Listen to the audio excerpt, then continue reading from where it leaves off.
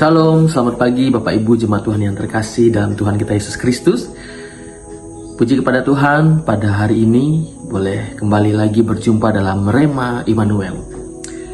Sungguh oleh anugerah dan pertolongan Tuhan, hari ini kita boleh bangun, kita boleh menikmati hari yang baru. Itu semua adalah mujizat terbesar yang kita dapatkan setiap hari, yang diberikan oleh Tuhan kita Yesus Kristus. Oleh karena itu Bapak Ibu Jemaat Tuhan, sebelum kita beraktivitas hari ini, mari kita mendengarkan renungan singkat ini. Kita membuka Alkitab dalam Yohanes 14 ayat yang ke-27. Yohanes 14 ayat yang ke-27. Firman Tuhan berbunyi seperti ini. Damai sejahtera kutinggalkan bagimu, damai sejahtera kuberikan kepadamu, dan apa yang kuberikan tidak seperti yang diberikan oleh dunia kepadamu. Janganlah gelisah dan gentar hatimu. Wah, menarik ya kata-kata ini. Dan apa yang kuberikan tidak seperti yang diberikan oleh dunia kepadamu. Ini perkataan Tuhan Yesus ketika dia menjanjikan penghibur kepada murid-muridnya.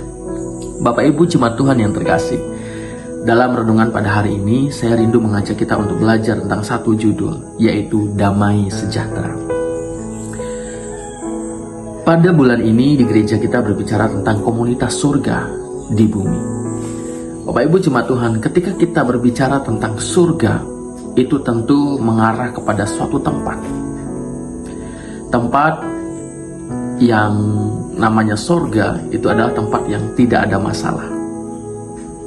Tempat yang kudus. Tempat yang tenang. Tempat di mana yang tertinggi itu adalah Allah. Yang layak dipuji, disembah itu adalah Tuhan itu sendiri. Itu ketika kita berbicara tentang sorga. Nah, bagaimana kita menghadirkan suasana sorga di bumi yang penuh dengan masalah ini? Bagaimana kita menghadirkan ketenangan di tengah dunia yang penuh dengan masalah ini? Apakah bisa? Tentu bisa Bapak Ibu Jemaat Tuhan. Dan firman Tuhan ini yang kita pelajari pada hari ini. Yesus berkata, damai sejahtera kutinggalkan bagimu. Berbicara tentang damai sejahtera, itu adalah hal yang dicari oleh semua orang yang ada di dunia ini. Dan kita hari ini pun mencari yang namanya damai sejahtera. Bapak Ibu bangun pagi, berdoa, merenungkan firman Tuhan, baca Alkitab, kemudian Bapak Ibu bekerja, pergi pagi, pulang petang, bahkan pulang malam, tentu dengan satu tujuan, supaya nanti di hari depan hidup saya tenang, hidup saya damai, karena saya sudah mempersiapkan hari ini, karena saya sudah bekerja keras hari ini, supaya sekolah anak saya aman, supaya uang sekolah anak saya aman, supaya kebutuhan kami di rumah sehari-hari aman, damai, tidak ada masalah. Dan damai sejahtera ini dicari oleh semua orang di dunia ini. Tapi Yesus berkata, damai sejahtera yang daripada Tuhan itu berbeda dari yang dunia berikan.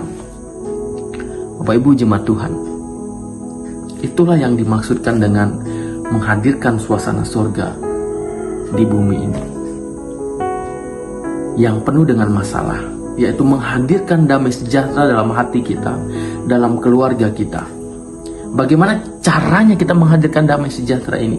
Bagaimana caranya kita menghadirkan suasana surga di tengah kehidupan kita yang penuh dengan masalah ini? Bagaimana caranya? Apakah bisa? Bisa, yaitu dengan cara menghadirkan sang damai itu dalam hati kita. Siapa sang damai itu?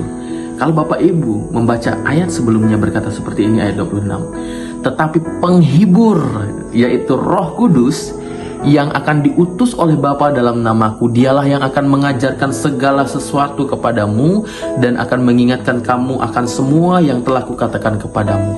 Damai sejahtera kutinggalkan bagimu. Titik. Nah, titiknya di situ, di ayat 27 ini. Artinya, damai sejahtera ada dalam setiap kita, yaitu Tuhan itu sendiri. Roh Kudus itu sendiri. Oleh karena itu, walaupun Bapak Ibu jemaat Tuhan banyak pergumulan, banyak masalah, tapi Bapak Ibu tetap bisa tenang. Bapak Ibu tetap mampu beraktivitas. Itu karena pekerjaan Roh Kudus. Itu karena kedamaian yang diberikan oleh Roh Damai itu sendiri, yaitu Tuhan itu sendiri yang ada di dalam kita. Ya. Selamat beraktivitas hari ini Bapak Ibu jemaat Tuhan. Kiranya kita sebagai orang percaya yang sudah pasti masuk surga bisa menghadirkan suasana surga, suasana damai sejahtera di tempat kita bekerja. Selamat beraktivitas hari ini, Tuhan Yesus memberkati. Shalom.